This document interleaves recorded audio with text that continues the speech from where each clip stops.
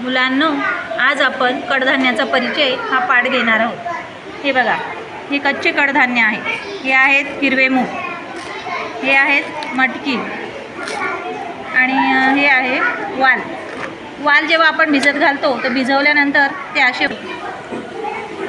हा आहे राजमा, हे आहेत मसूर, हा वाटाणा।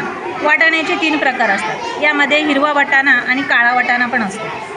ही आहे चवळी, चवळीची शेंग असते, त्या शेंगेपासून नंतर मग अशी चवळीचा दाणा तयार होतो। हे आहेत छोले आणि हे आहेत हरभरे। हरभऱ्याच्या ज्या शेंगा असतात, हे असतात दाणे, त्याच्यातून नंतर वाळल्यानंतर मग असा हरभरा तयार होतो।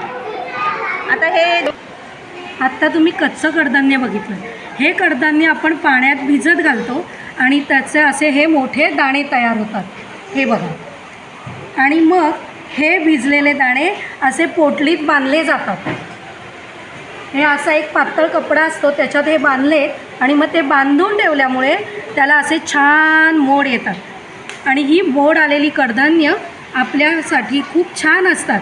त्याच्यापासून रक्त शुद्ध होतं, डोळ्यांची दृष्टी सुधारते, वजन कमी होण्यास मदत होते, भरपूर पोषक तत्व त्यातली वाढतात आणि आपल्या शरीराला चांगला फायदा देतात।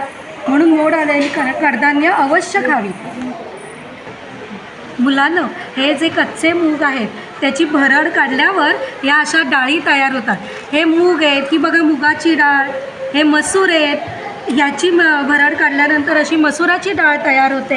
हे हरभरे आहेत, चणे आहेत, अशी चण्याची डाळ तयार होते। तूर डाळ आहे ही, आणि या सगळ्या डाळींमधून सुद्धा आपल्याला प्रथिनं मिळतात।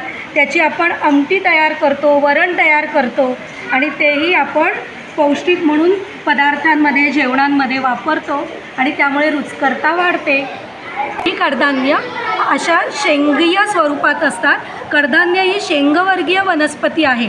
अशा शेंगावर्गीय वनस्पतीपासून ही कडधान्य मिळतात। आपल्या भारतात अनेक प्रकारची कडधान्य आहेत। मूग, मटकी, चणे, हरभरे, चवळी। कडधान्यांमध्ये अनेक पौष्टिक घटक असतात। आयन्स, कॅल्शियम, विटॅमिन बी, विटॅमिन सी, प्रोटीन्स, फायबर असे अनेक घटक आढळतात। त्यामुळे आपले आरोग्य चांगले राहते। कडधान्यानं मोड आणल्यामुळे ती पचायला हलकी होतात, त्यामुळे आपलं वजन कमी होतं, रक्त शुद्ध होण्यास मदत होते, डोळ्यांची दृष्टी सुधारते। त्यामुळे आपल्या जेवणात रोजच्या मोड आलेल्या कडधान्यांचा वापर केलाच गेला पाहिजे।